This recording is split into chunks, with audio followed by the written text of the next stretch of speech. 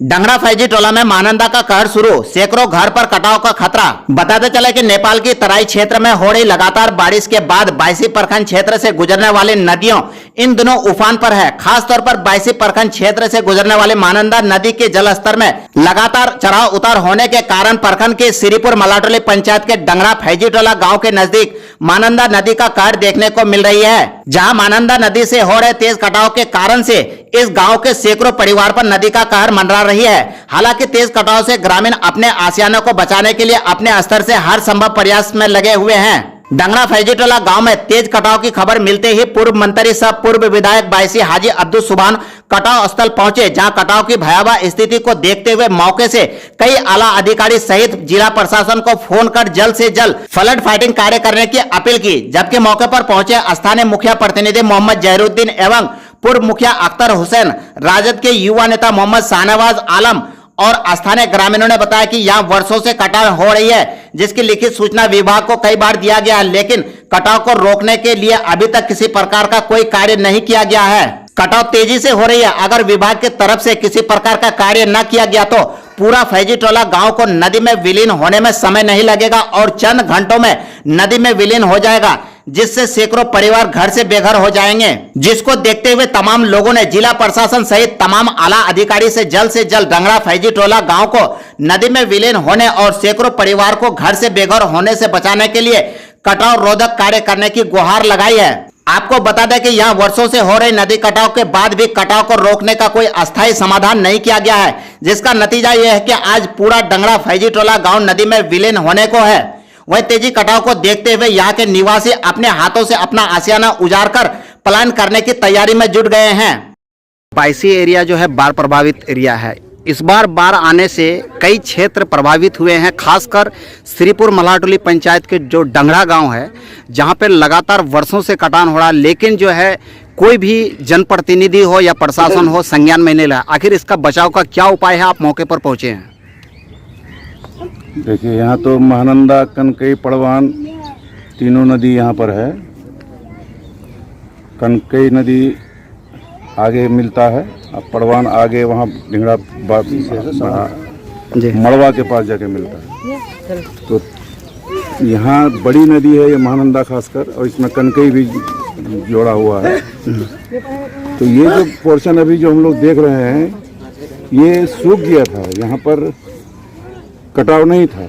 अचानक इस बार यहाँ पानी अंदर आ गया इस रास्ते से, जिसके चलते सीधे यहाँ ठोकर मार रहा है। और ये ज़मीन बलुआही मिट्टी है, ये एक दिन में जो है 5 मीटर 10 मीटर कट जाता है। तो बायसी इलाके में तो 27-28 जगह कटाव है, अमोर में भी कटाव है, बैसा में भी कटाव है, लेकिन यहाँ जो अभी कट रहा है, जिसके चलते लास्ट में सरकार को करना ही होगा। NH है बगल में, NH 31 नज़दीक ही है यहाँ से, और गांव पूरा गांव जो बसा है यहाँ, इन लोगों का और कोई सहारा नहीं है।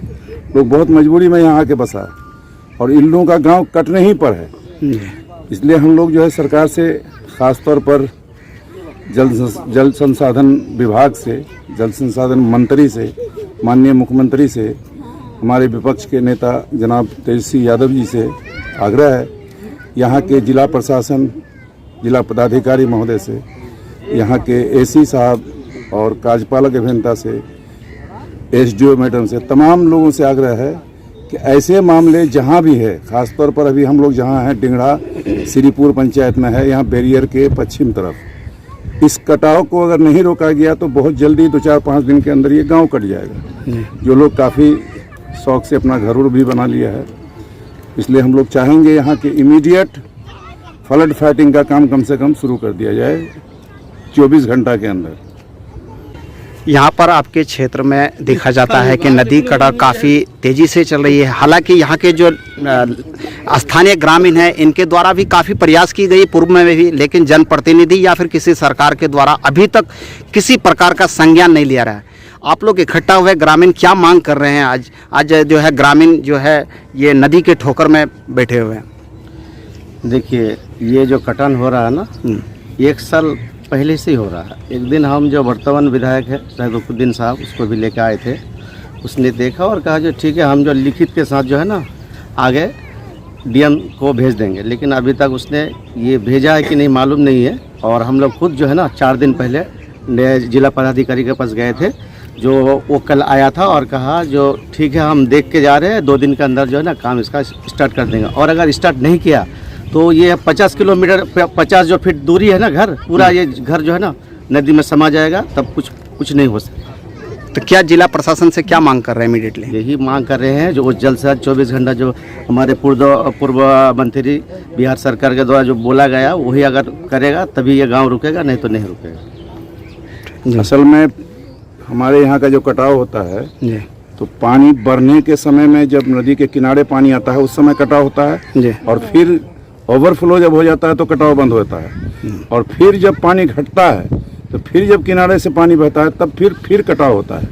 अभी इसी पंचायत में चांदपुर भसिया है, वहाँ भी कट रहा है और आगे कालू मस्तान टोला और आगे मालोपाड़ा जो तेलंगाना मालोपाड़ा है वहाँ भी कटाव है।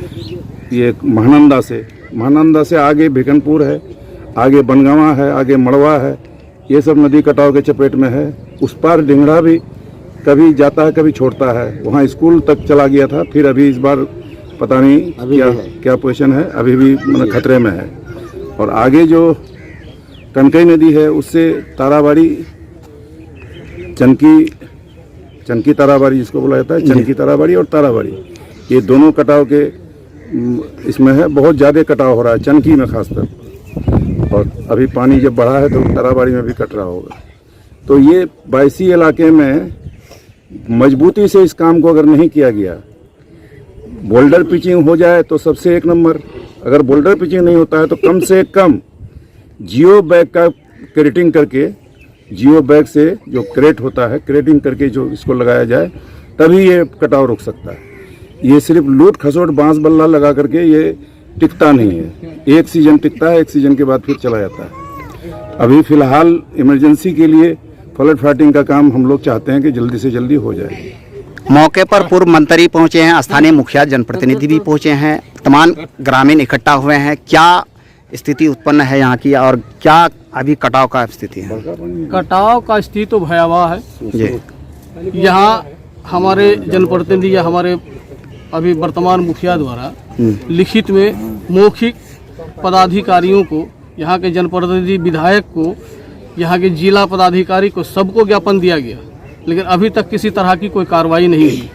और इससे हम लोग बहुत ही आहत हैं कि आखिर हमारा सुनेगा कौन। बहुत दिनों के बाद आज हमारे बीच हमारे पूर्व मंत्री हाजी अब्दुस्सुभान यहाँ आए और कटाव का जायजा लिया। इससे हम लोग बहुत खुश हुए कि कम से कम कोई जनप्रतिनिधि हमारा मरहम पट्टी कर रहे तो आया। और जिस तरह से हमारे पूर्व विधायक ने मांग किया कि 24 घंटा के अंदर में फ्लड फाइटिंग का काम यहाँ पर हो, अगर फ्लड फाइटिंग का काम नहीं होता है तो ये गांव किसी हाल में नहीं बचेगा। और जितने भी लोग यहाँ बैठे हुए हैं, आधे लोग भूमिहीन हैं, जिसके पास निजी कोई भूमि ही नहीं है।